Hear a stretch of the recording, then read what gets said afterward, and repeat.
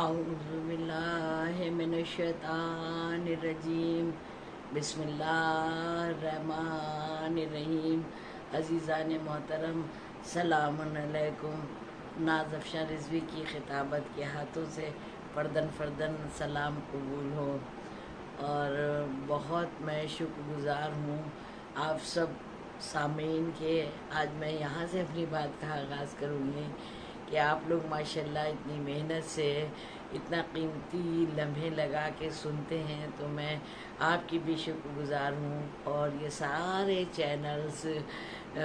جو مجھ جیسی کنیز کو بلاتے ہیں اور ہم کو بھی موقع ملتا ہے بات کا، تو اس کے ہم بہت شکر گزار ہیں۔ جیسے بامبے سے وفا عباس بھائی SNL چینل کے ذریعے سے، اور اورنگ آباد سے ہماری پیاری بہن ذاکرہ رضوی صاحبہ جن کا امام عصر چینل ہے، اور میرا خود کا ناز افشاں رضوی جو چینل ہے، اور باقی چینلز پر بھی جو سب کام کر رہی ہوں میں، وہ سارے سامعین کی خدمت میں میرا سلام ہو، میری ڈھیر ساری دعائیں ہیں۔ اور مسلسل ہماری اور آپ کی گفتگو ماشاءاللہ جاری اور ساری ہے۔ رمضان المبارک کے حوالے سے بہت ساری باتیں ہوئی ہیں، کیونکہ یہ یقیناً ایک رحمتوں والا، برکتوں والا اور بیش قیمتی مہینہ ہے، جس کو پروردگار عالم کا مہینہ کہا گیا ہے، اللہ کا مہینہ کہا گیا ہے، تو اس میں رحمتیں برکتیں ہونا لازمی ہے۔ تو ایک ایک لفظ جیسا کہ میں آپ سے بتا چکی ہوں کہ اتنا مطلب جو غیر اختیاری عمل ہے، یعنی کہ ہمارا سونا بھی یہاں پر عبادت ہے، اور ہماری سانسیں بھی تسبیح میں شمار کی جاتی ہیں۔ اتنی رحمتیں چھوٹے سے چھوٹے عمل پر بڑی سے بڑی جزا ہے۔ تو تمام ٹاپکس پر ہم لوگ بات کرتے چلے آ رہے ہیں۔ ہماری آپ کے درمیان یہ بھی گفتگو ہوئی کہ وہ کون سے عمل اور اعمال ہیں جن سے ہمارے روزے پر اثر پڑتا ہے، برا اثر پڑتا ہے۔ جتنا اچھا ہونا چاہیے، جتنا اس سے ہم کو فیضیاب ہونا چاہیے، نہیں ہو پاتے۔ پھر یہ بھی بات ہوئی کہ ہمیں کن کن چیزوں سے دور رہنا چاہیے،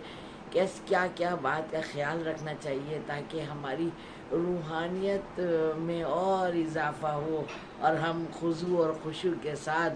آگے بڑھتے چلے جائیں۔ اور محضر ملکوتی تک پہنچنا تو سب کا مقصد ہے ہی ہے۔ سب جی جان لگا کے ماشاءاللہ عبادات کو انجام دے رہے ہیں۔ خدا کرے ہم سب کی عمل اور اعمال قبول ہوں۔ ہماری آپ کی گفتگو یہ بھی ہوئی کہ ہم لوگوں کو یہ اذکار ڈھونڈنا چاہیے کہ کون سے ہم لوگ کام ایسے انجام دیں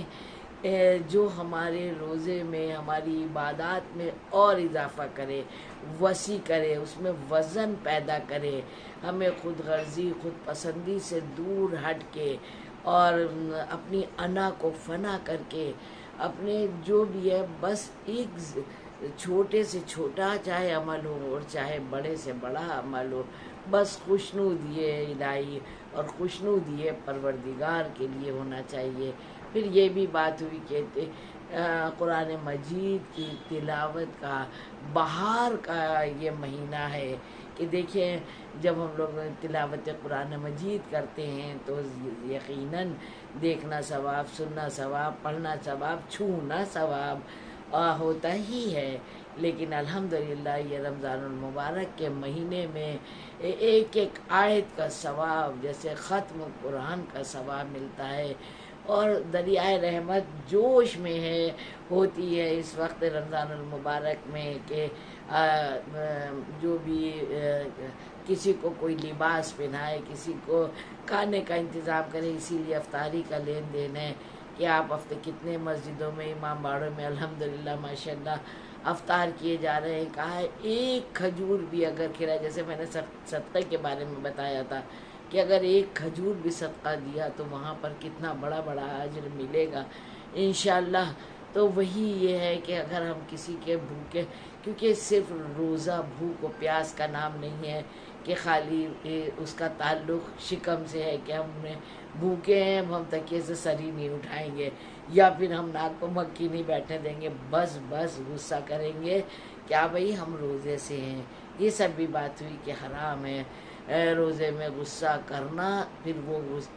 روزے ہی نہیں رہتا۔ یہ ساری باتیں ایک بار بچوں کے لیے میں نے دوہرا دی ہیں، کیونکہ ظاہر سی بات ہے اتنی مصروفیت ہوتی ہے رمضان المبارک میں ماشاءاللہ کہ ظاہر سی بات ہے ہر ایپیسوڈ ہر ایک نہیں دیکھ پاتا ہے، اس لیے تھوڑا تھوڑا میں نے ٹچ کر دیے ہیں وہ سارے اپنے معروضات جو ہمارے آپ کے درمیان ہوتے چلے آئے ہیں، تاکہ اس میں سے اگر کسی کو انٹرسٹ ہو تو وہ بیک میں جائے ان چینلز پر اور یہ سارے پچھلے ایپیسوڈ کے اندر دیکھ سکتا ہے۔ اس کے تمام فائدے اور تمام آیات قرآنی بھی میں بتاتی چلتی ہوں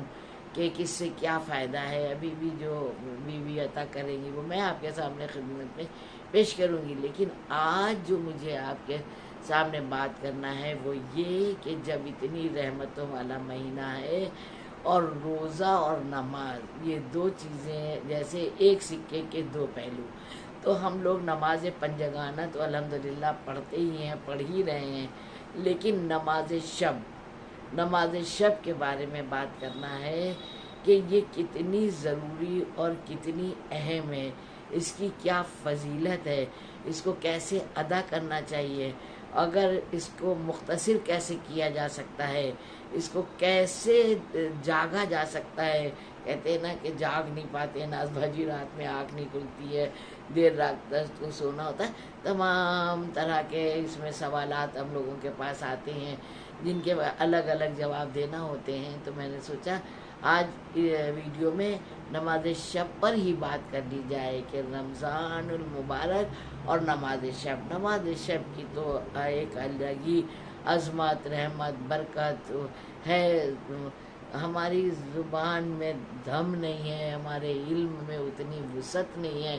جو ہم ساری بات آپ کے سامنے پیش کر سکیں، لیکن ہاں جتنا ہو سکے گا وہ میں پوری کوشش کروں گی کہ دیکھیے اتنی عظمتوں والی برکتوں والی یہ نماز ہے کہ اہل بیت علیہ السلام کے گھرانے میں بچہ سب پڑھتا تھا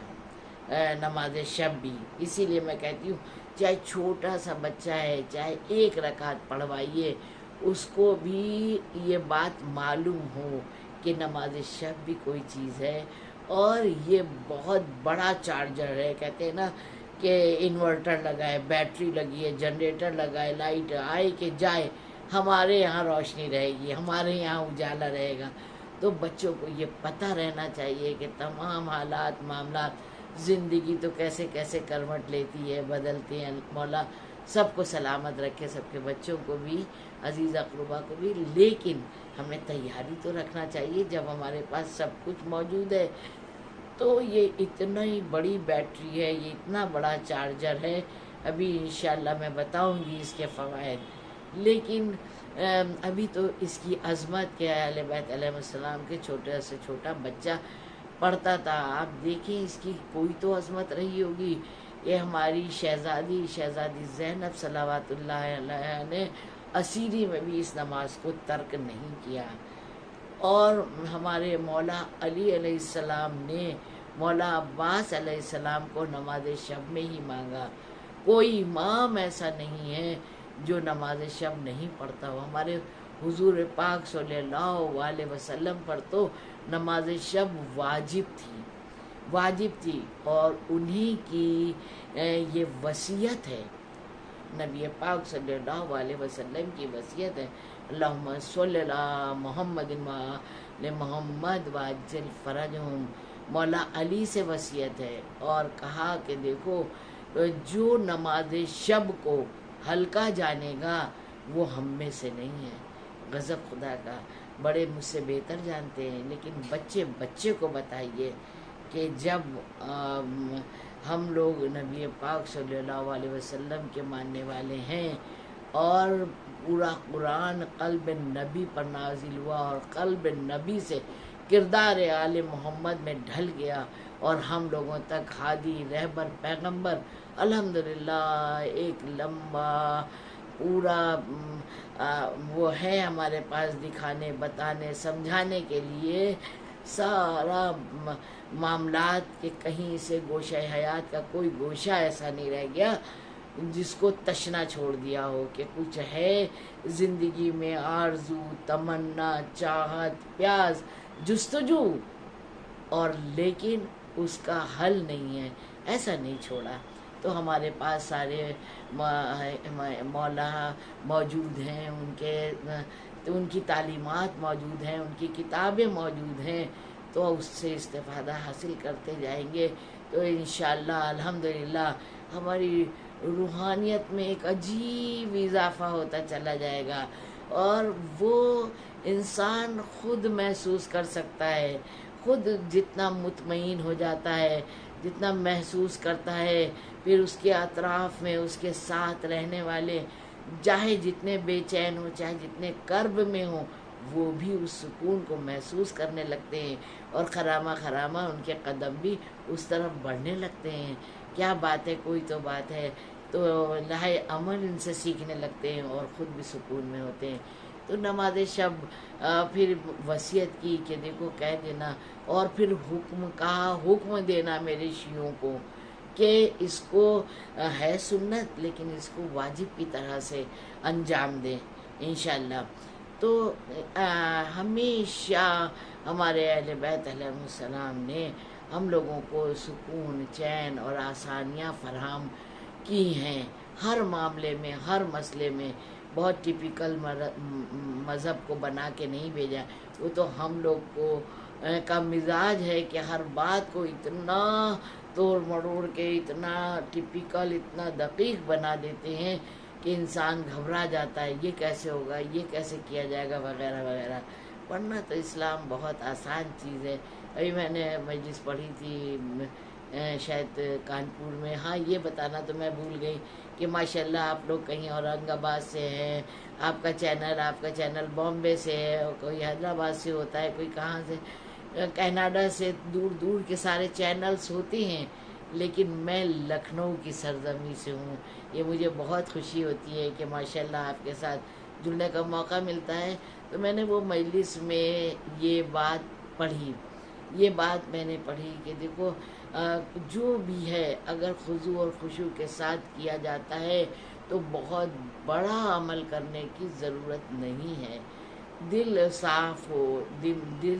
ہو، سوچ و فکر شفاف ہو،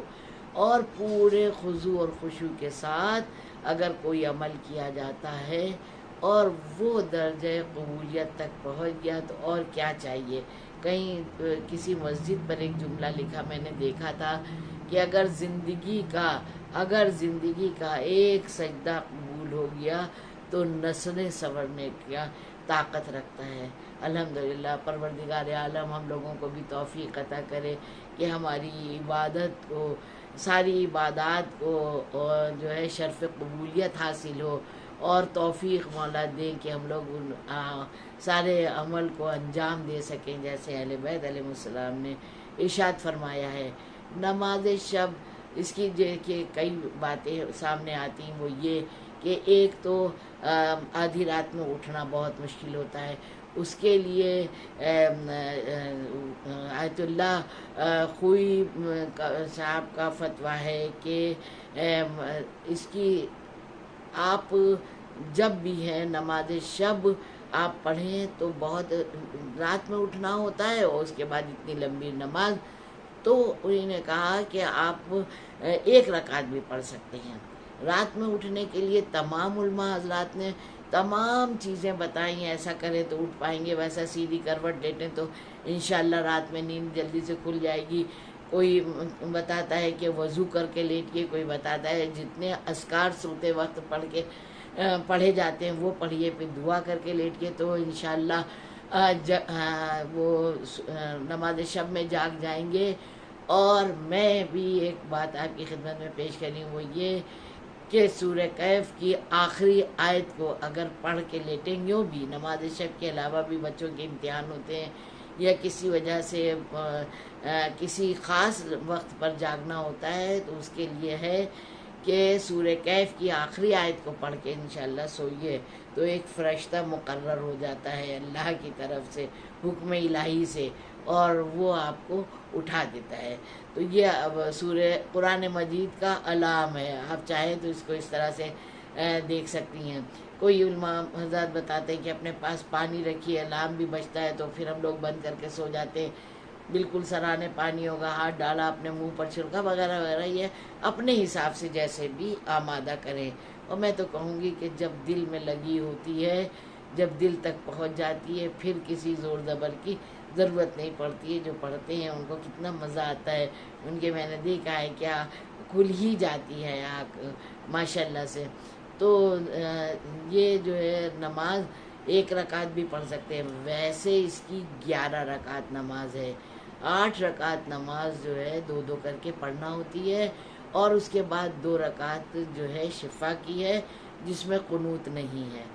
1 رکعت نماز وتر۔ تو علماء حضرات کا اس پر زیادہ زور ہوتا ہے کہ بہت سے لوگ بالکل نہیں پڑھتے ہیں، ڈرتے ہیں رات میں کیسے اٹھیں، اتنی بڑی کیسے پڑھیں اور ہم کو یاد نہیں ہو پائے گی، وقت نہیں ہے، تمام بہانے، یا واقعی میں مجبوریاں، یا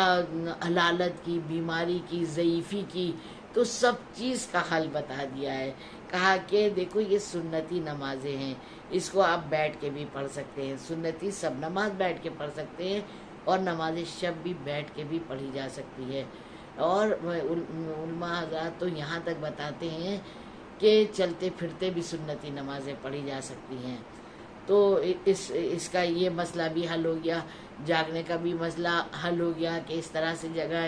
اگر 11 رکعت نہیں پڑھ سکتے ہیں تو 3 رکعت پڑھ لیں، 3 نہیں پڑھ سکتے ہیں تو 1 ہی پڑھیں،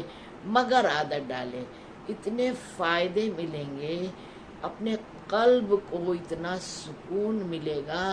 کہ آپ کب 11 پڑھنے لگیں گے آپ کو پتہ ہی نہیں لگے گا، کیونکہ جس چیز سے فائدہ ہوتا ہے نا، پھر انسان خود سے چاہتا ہے اور حاصل کرے اور حاصل کرے، ہوتا ہے نا۔ تو جب ہم 1 رکعت شروع کر دیں گے اور پڑھتے پڑھتے پڑھتے پڑھتے کافی ٹائم ہو جائے گا، دل میں سکون ہونے لگے گا، اور میرا قلب قوی ہونے لگے گا، میرے تمام حالات معاملات درست ہونے لگیں گے، تو اپنے آپ دھیرے دھیرے ہم 11 بھی پڑھنے لگیں گے۔ لیکن پڑھیں ضرور، اور بچوں سے ضرور پڑھوائیں۔ کہتے ہیں اگر سونے لگے تو نماز عشاء کے بعد بھی، دیکھیے فضیلت کا وقت تو وہی ہے آدھی رات، مطلب صبح کی نماز سے تھوڑا پہلے، یہ سب فضیلت کے ہیں، اس کا نام ہی ہے نماز شب۔ لیکن بالکل کاپی خالی دے دی جائے تو ایگزامنر نمبر کاہے میں دے گا؟ بالکل اگر خالی تو کچھ تو لکھا ہو، تو 1 رکعت چاہے نماز وتر لکھے، اور چاہے نہ اگر ہم اٹھ سکتے ہوں تو نماز عشاء کے بعد بھی پڑھ کے سو جائیں، مگر پڑھیں ضرور۔ اور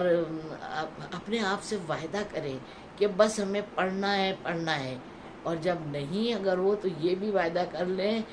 کہ قضا پڑھیں گے۔ تو جب ہم اپنے آپ کو خود سزا دیں گے، شرعی سزا،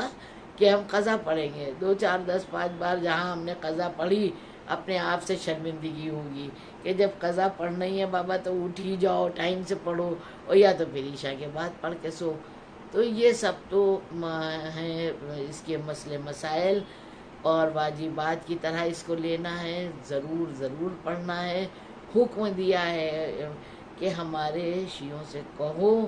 کہ نماز شب ضرور پڑھیں، نیت کر لیں رو بقبلہ، اور اس کے بعد پڑھنا شروع کر دیں۔ اگر بہت ضروری کام ہے تو چلتے پھرتے بھی پڑھ لیں، لیکن پڑھ لیں نماز کو۔ اب بتاؤں میں اس کے فائدہ بتانا شروع کروں تو یقین جانیے صبح ہو جائے گی، لیکن جلدی جلدی جتنی میں بتا سکتی ہوں وہ آپ کی خدمت میں پیش کر رہی ہوں۔ پہلا فائدہ تو یہ کہ اس کا چہرہ نورانی ہو جاتا ہے،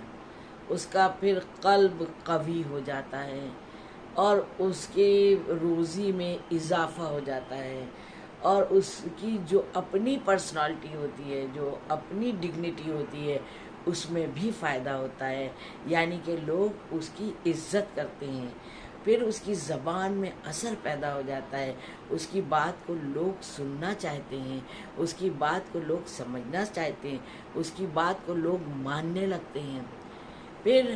اور اس کے بال بچوں میں بھی اس کا اثر ہوتا ہے، اثر پذیری رکھتی ہے یہ نماز شب۔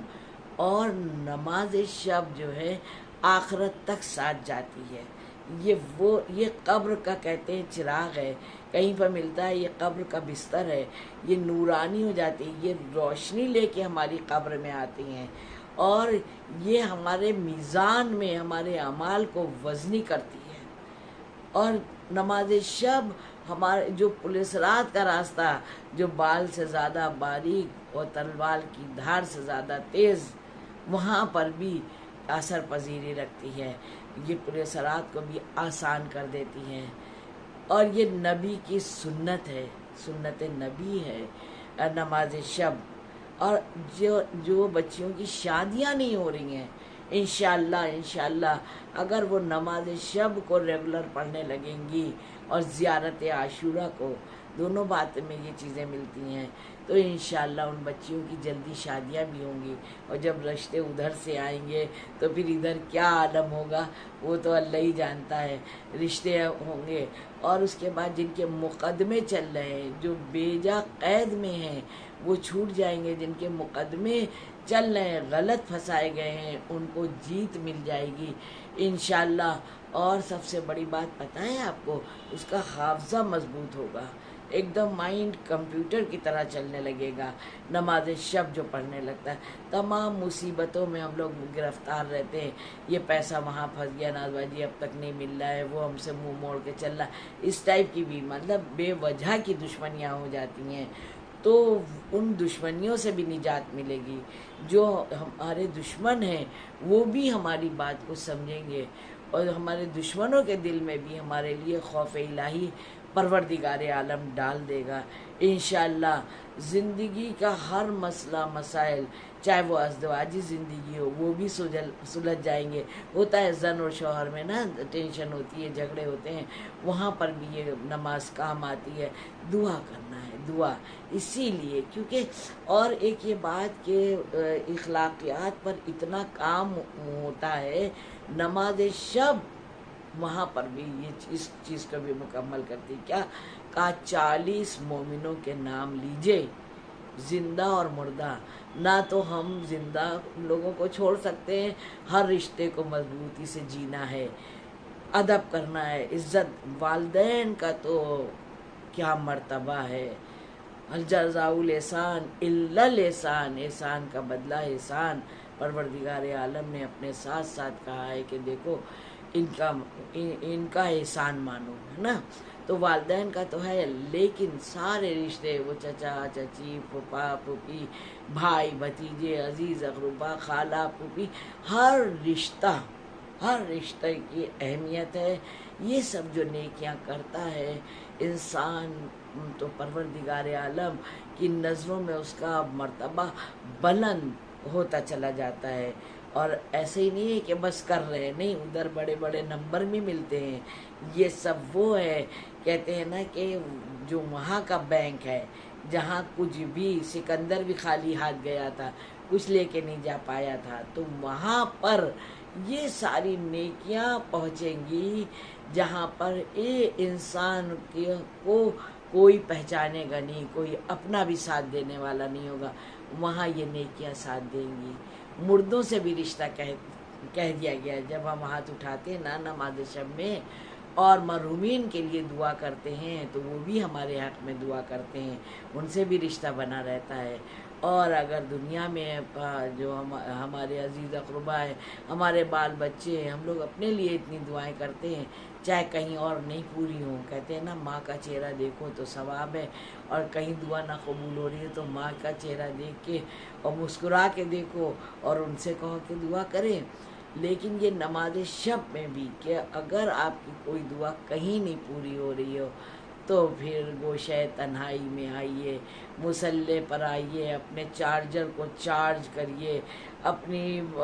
غذائے روح سے خود کو پر کر لیجئے، اپنے وجود کو وہ اس مالک حقیقی تک پہنچا دیجئے، راز و نیاز کی باتیں کریے، مولا کے ظہور کی دعا کریے، سب کے لیے اچھا سوچئے، اچھا بولیے، اچھا کریے، اور اس کے بعد کہ پروردگار عالم ہم کو بھی توفیق عطا فرما، جیسا تو چاہتا ہے بنانا اس طرح سے ہم کو بنا دے، شیطان کے ایک لمحے بھی ہم کو، ہمارے نفس کو شیطان کے حوالے نہیں کرنا، سب ہم کو ایسی توفیق دے، ہمارے بال بچوں کو بھی اچھی تربیت ہم لوگ دے سکیں، پوری قوم میں امن چین رہے، سب کو حج و زیارت کی توفیق ہو، اور سب سے بڑی توفیق کہ نماز شب کی ایسی توفیق ہو، ایسی توفیق ہو، ایسی توفیق ہو، ایک دن بھی ترک نہ ہو۔ آپ بھی نازف شاہ رضوی کو اور ان کے بچوں کو دعا میں یاد رکھیے گا۔ والسلام۔